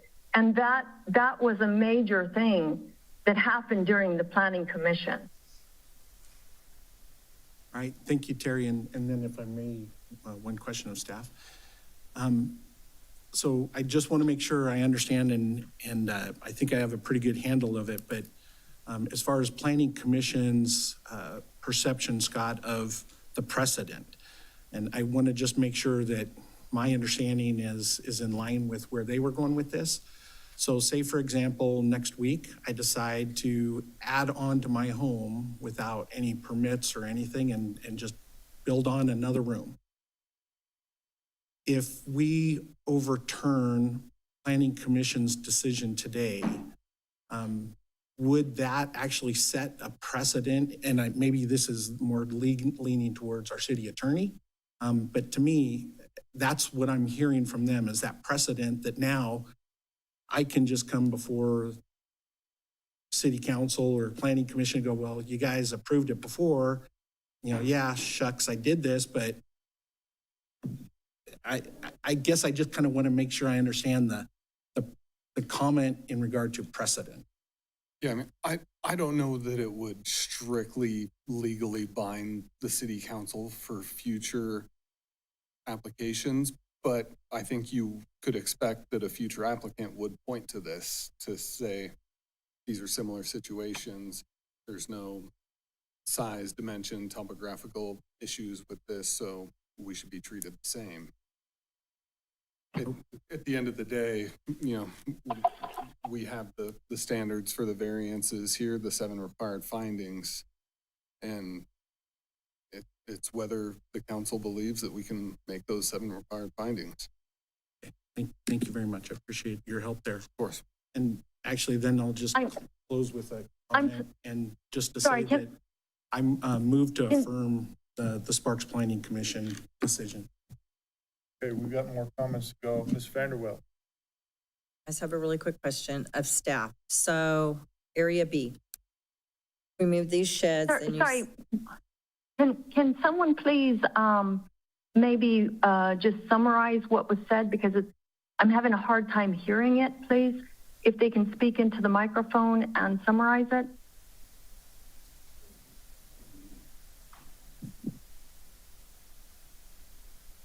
Terry, this is Brandon Sendall at the City Attorney's Office. I basically said I didn't believe it would be a strict precedent, but that I would expect that a future variance applicant in a similar situation would certainly point to this to argue for similar treatment for similar situations. Did you hear that? You think that someone would argue for similar treatment in similar situations? Yes, that is usually the case. People look to prior approvals or denials to argue what the parameters have been and how the code has been interpreted. Okay, I would agree with that. I probably would. The thing is, they would look at previous cases, but they still have to meet the high bar. They still have to show the hardship. They still have to, show that they. There were certain things that we were asked to do, like even getting approvals and stuff from people who were around us, and we got those approvals. We did. There's not that. I would imagine that's one aspect, is that you look at what other cases were, and I would hope that if they looked at this case, they would say, okay, they met the bar for exceptional hardship. What we presented at the commission meeting was how the house was unique in that the house was added to and changed over a period of decades. And actually, my mother's service to the community, she lived in the house for 40 years. She never began the reconstruction and building until she became an International Goodwill Ambassador for the City of Sparks and the state of Nevada. And then she started adding, it wasn't one big renovation project, but she started making those changes, and they occurred over a 20-year period. I didn't know whether they were permitted or not. I would come over there sometimes and see something new. She's an adult. She was responsible for that. I think it's important that if someone looks at this, that they're going to see fairness. Why would you hold somebody responsible for something that somebody else did? Ms. Vanderwell. You done? Do we have any other? Yeah. Ms. Spivey. This is a question for Scott. So let me understand on options here. Obviously, you've laid out what we can do with the actual variance request that's been turned down by Planning Commission. Can we get there another way? I mean, you showed us a minor and major deviation. Would major deviation request be a little bit not have the bar that's quite as high? And would it accomplish for that setback? Because right now we're down to you said there's two structures being considered. Terry just mentioned that they don't want to take out the building in the front, but they would take it out. So we're to that building in the back. Would a major deviation alleviate that? Could it address that with just a major deviation instead of a variance request, as far as the numbers and how close we are to what those numbers need to be? Thank you for the question, Councilmember Bybee. Jim Rundle, Community Services Director. It's a tough question for staff to be posed at this time. As described in the staff report and in the presentations from the applicant and staff, this exceeds the major deviation parameters, the thresholds of a major deviation. What I want to be careful of at this opportunity, let's just run the scenario that the council isn't able to make the findings and it's denied. Would staff be willing to work with the applicant on a major deviation? They would. However, I want to make it very clear that we also run, this is not just potentially concerns with the zoning ordinance with the city of Sparks, but also with the building ordinances and potentially engineering ordinances and swales and drainage from the properties that could affect the other properties that have probably been interrupted by some of the impacts to those setbacks. So with that said, could we have someone apply and work with them? We could. But as Councilmember Anderson asked earlier of the applicant, have you had a structural engineer or a residential designer look at this to see if these expansions could be permitted under today's building code, because they were built in a different year, not today. And that is something we would need to know before we could let you know what our recommendation would be as a department, but what planning, what Scott's representing could represent on a major deviation. So it's very difficult, but is there the opportunity? There is, but I would ask the council, don't just get zoomed in, if you will, on the setbacks, because there's so many other parameters to what is being. And I appreciate that. I guess that brings me to a question on the structural question on the buildings themselves. Do we have codes that are grandfathered in? Because obviously we've got older buildings compared to anything that's newer, and our codes are very different than they were 40 years ago. How does that impact, say, this building if they brought it into compliance? For Terry or for anybody, do you have to come under all the brand new codes, even though it's a 40-year-old building? A very, very perceptive question, Councilmember Bybee. When a structure is legally established, and let's just say it's legally established in 1976, and the code changes in 1977, that's where the grandfather clause comes in. It's something that was legally established. So they are grandfathered in because at one point they got the permits they needed to construct it at that time. What we have here is not a grandfather issue because they did not get the permits to legally establish it at any time. So to your question very specifically, they would have to comply with all of today's building ordinances, engineering and planning ordinances. Okay, so the original home, but this is not the original home. These are additions that were unpermitted additions, so they don't fall under any code because they weren't built under code, just the original house was, correct? We couldn't tell you what they were built to because we don't have a permit that they were reviewed to be. Okay, thank you. I appreciate that. Brandon? If I could just clarify one thing, Mr. Rundle mentioned the interplay of the setbacks versus the building permit issues and building and safety and fire codes. And I think you said something that could be misconstrued. Don't just focus on the setbacks. I think you were meaning even if this were to be granted or a major deviation were to be granted, that doesn't mean a structure can be there, the parameters of the structure, because then at that point, you have to go in with an approved either variance or major deviation so that the building official could approve a building permit within those setbacks. But then that would necessarily be step 2 of the process. I just want to make sure that you're not considering a future building permit or whether that would be allowed. At this point, it is a setback issue under the zoning codes. For the variance, correct. I just don't want the council to walk away thinking if they approved, if staff said, yes, we could support a major deviation, that this is done. Just one more comment. Thank you, Mr. Mayor. So I appreciate that. I also appreciate, Terry, the work that you have done.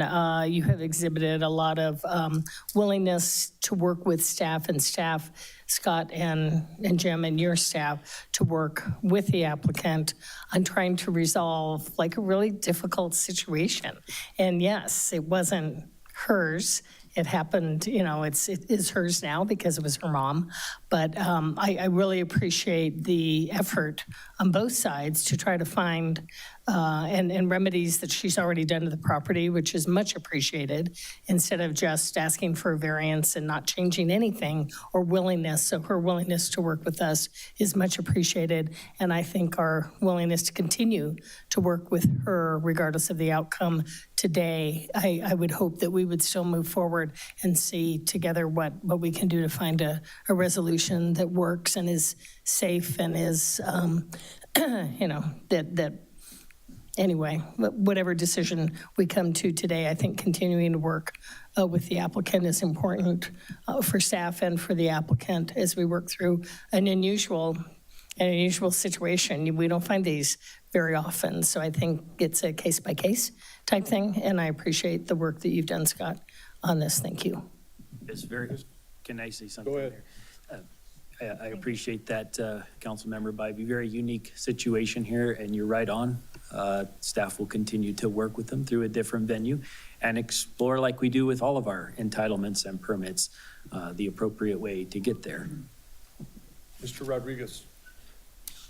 Thank you, Mr. Mayor. I guess have one quick question and then just a quick comment. I guess the question, just a very freshman question to ask here.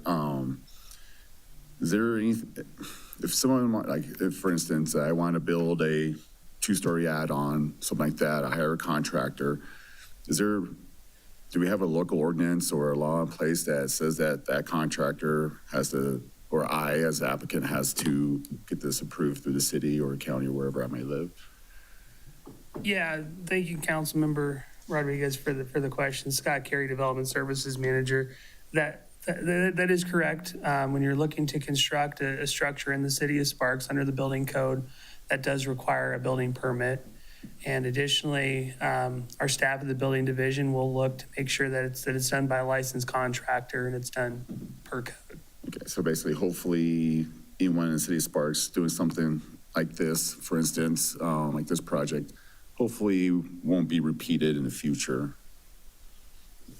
That's correct. There are some limited situations where you can also, under the building code, do what we call owner builder.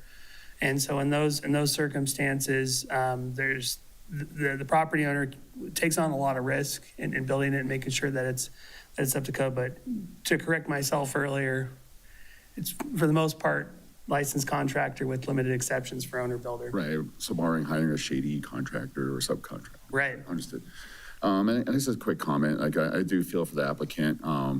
Unfortunately, sometimes these things do happen. You inherit a piece of property, whether it's a business. I personally want to make sure that this building is safe, or if I inherited a casino, if I was so lucky, and if there was code violations or things of that nature, that would ultimately be my responsibility as inheriting it. So I do feel for the applicant. I agree with a lot of things that Councilman Anderson stated earlier.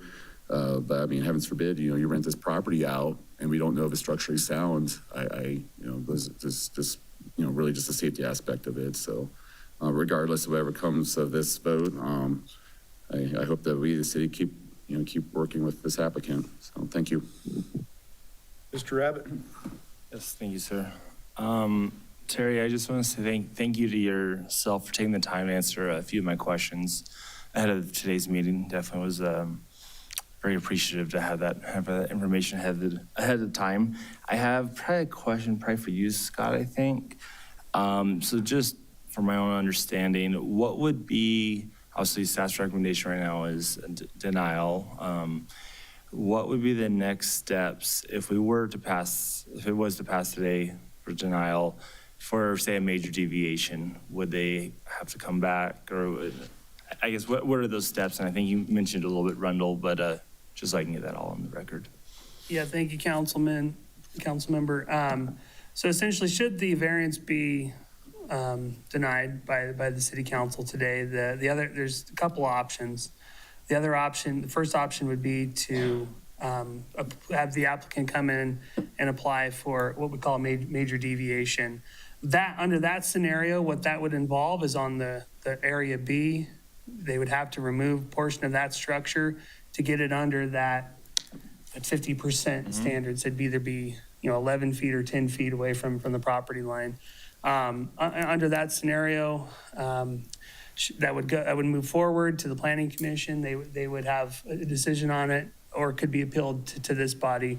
Should that be approved, the applicant would then proceed with the building permit process, and under that they would have a professional engineer or licensed contractor can construct the additions and make sure that it meets all the code requirements. So just, sorry, go for it, Rundle. Through you, Mayor, Councilmember Abbott, Jim Rundle, as Scott very quickly outlined the major deviation. It is a public process. It would be noticed to the property owners. I believe it's within 500 feet of the parcel. And staff, prior to that public hearing, would be required to analyze the findings just that you have in front of you today. So as Scott said, the maximum it could go is up to 50%. However, with an application and working with the applicant, like we talked about, Councilmember Bybee, staff would be in the position to be able to potentially support up to a 50% reduction. But without the analysis of the findings today, it would be, I don't want to predispose what staff's recommendation can be without the opportunity to analyze that and the findings surrounding properties, because the way staff presented and approached this analysis to the Planning Commission and to the council today was on a recommendation of denial. So they were not able to make the findings that came in. They have not attempted essentially to make a recommendation of approval to major deviation findings, but Scott has appropriately outlined what the maximum they could do through a major deviation process. And that's what I was attempting to articulate earlier, is should that application come in, staff would then take it, as we said earlier, and Scott said, de novo, a new presentation, or excuse me, a new application that we would be able to look at.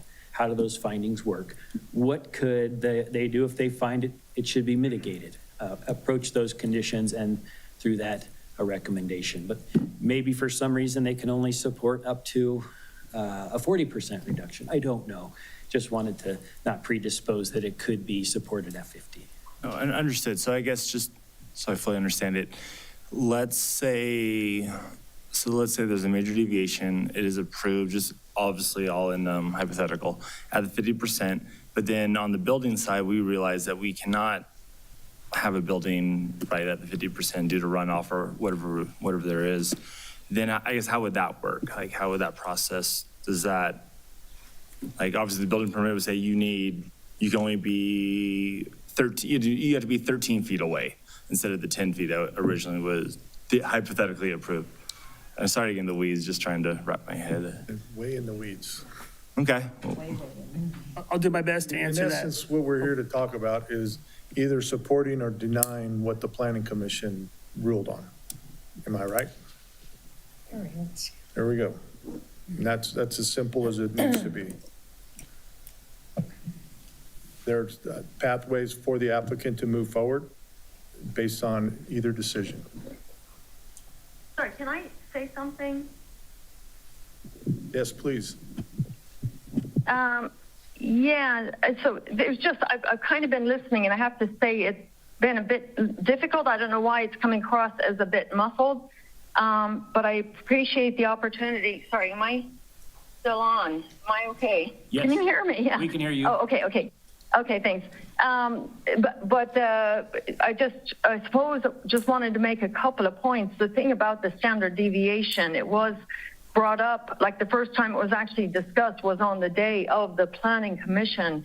And the reason why we hadn't applied for it was because obviously the structure fell outside of that. But this is an application that was made. No one told us to apply for anything else or to do anything else different.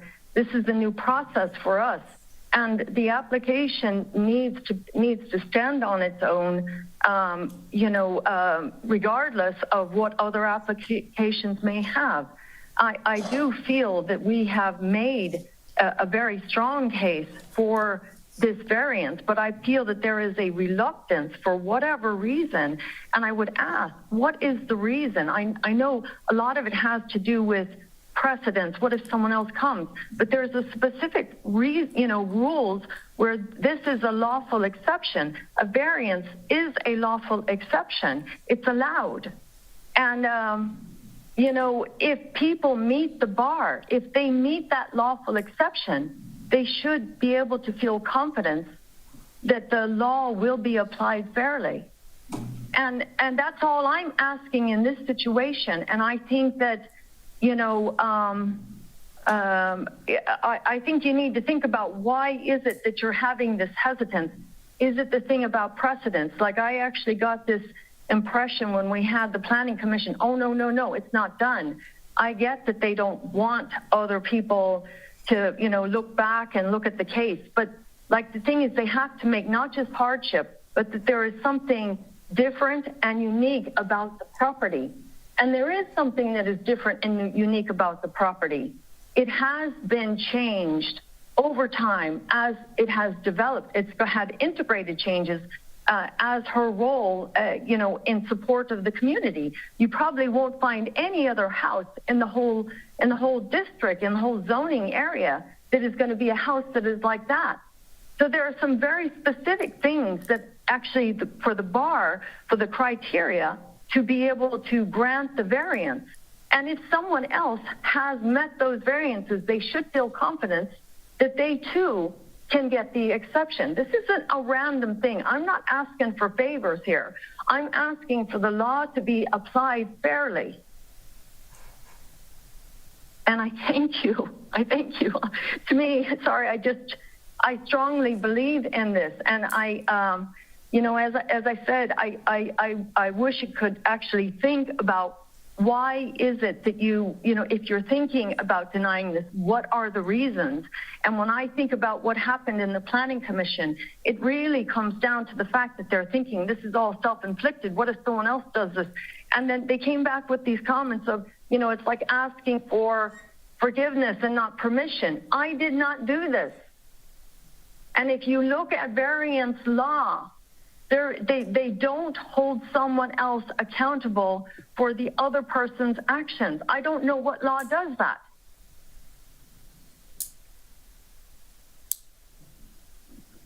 Okay, are you finished? Yeah, thank you. Thank you. Sorry about that. Thank you for listening to me. Thank you. Okay. Any other questions from the council? All right, I'm going to move on to public hearing. This is a public hearing. Anyone in the public wish to speak on this item? Seeing none, I'll bring it back to the dais, and we are looking for a motion. Mr. Anderson. Yes, Mr. Mayor, I'd like to make a comment before I make a motion, please.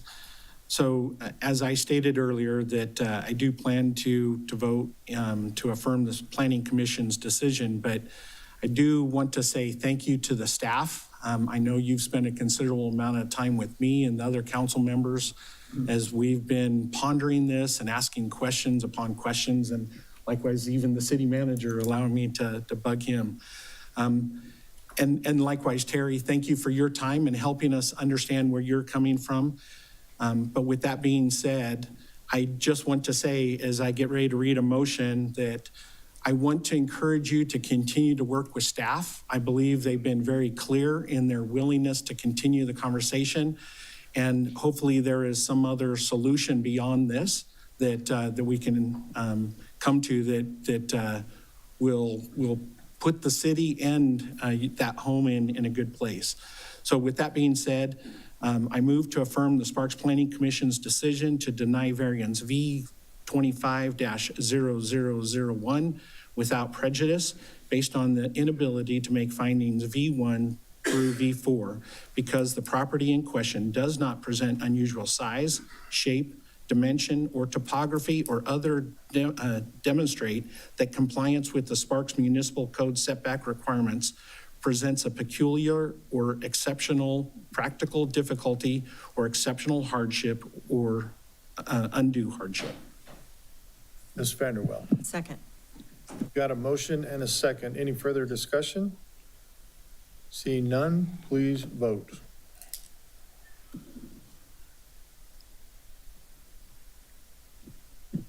The motion passes unanimously. Okay, let's move on to 12.1, Public comments from the public. Madam Clerk, do you have any comment cards? We did not receive any We got additional. Wild Bill in the audience.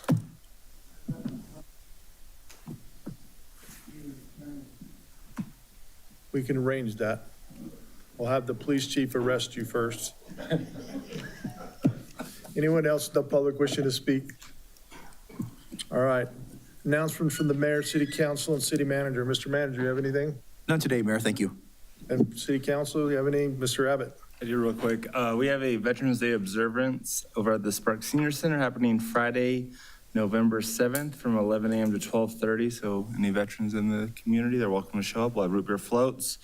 The best high school in Sparks, the JROTC program will be helping out with the flag ceremony over there too, over at Sparks High.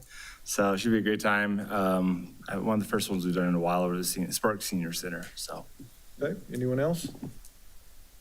And I have nothing, so we are down to adjournment. Thank you.